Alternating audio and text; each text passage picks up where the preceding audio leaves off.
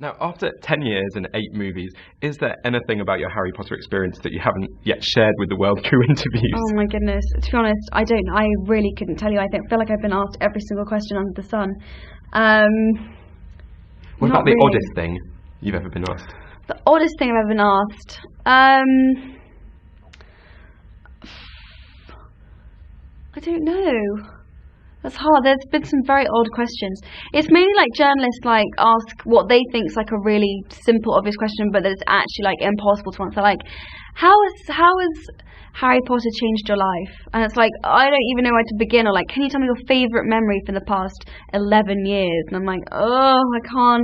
It's like too much information to process. It's like, it's too big a question. The questions are so big, it's like hard to know where to answer them sometimes. Especially because you're so bright and thoughtful as a person as well. You're going to be thinking. Now, there's a distinct change in the dynamics between the 3 heroes this time around, isn't there?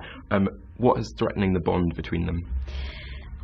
This Horcrux, mainly. It kind of, we wear it to keep it safe and we all take it in turns, but it affects the wearer really negatively. It like brings out the worst aspects of their personality and all their insecurities, and it just, affects them really negatively. And for Ron, it makes him really jealous of Hermione and Harry, and he gets really paranoid that there's something going on between them. And it's funny, the relationship between Hermione and Ron is so unspoken that you're almost like, why are they arguing? But if you understand that they're secretly in love, then everything kind of makes sense. Mm-hmm. Like in real life as well, it's often unspoken and quite subtle, isn't it? Yeah, exactly. What can you tell us about that very touching moment in the film, which uses the song by Muggle musician Nick Cave, "Oh Children"? I really like that moment in the film. I love that song. That moment was really about,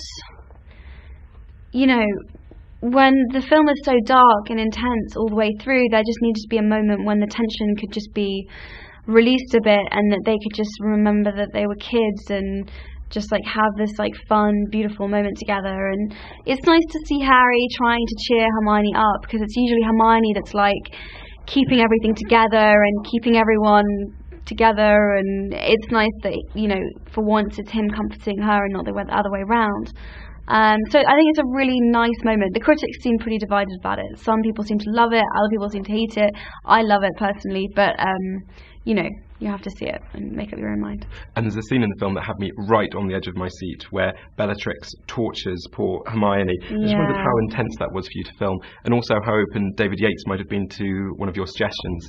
It was very intense to film. I was actually surprised by how affecting I found it. But the way we did it is I agreed with him. I said, look, I'll do it once and I'll do it for real. And he was like, okay. So he set up like three different cameras, and then he just said roll, and then Helena and I basically just like free played for like 2 minutes, and by the end of it I was a bit of a state. I couldn't, when he called cut, I couldn't stop crying. It's like quite hard when you get yourself into something like that when the camera stops rolling to just click out of it.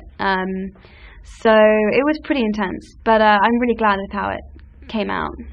It looks fantastic. Emma Watson, thanks very much. Thank you.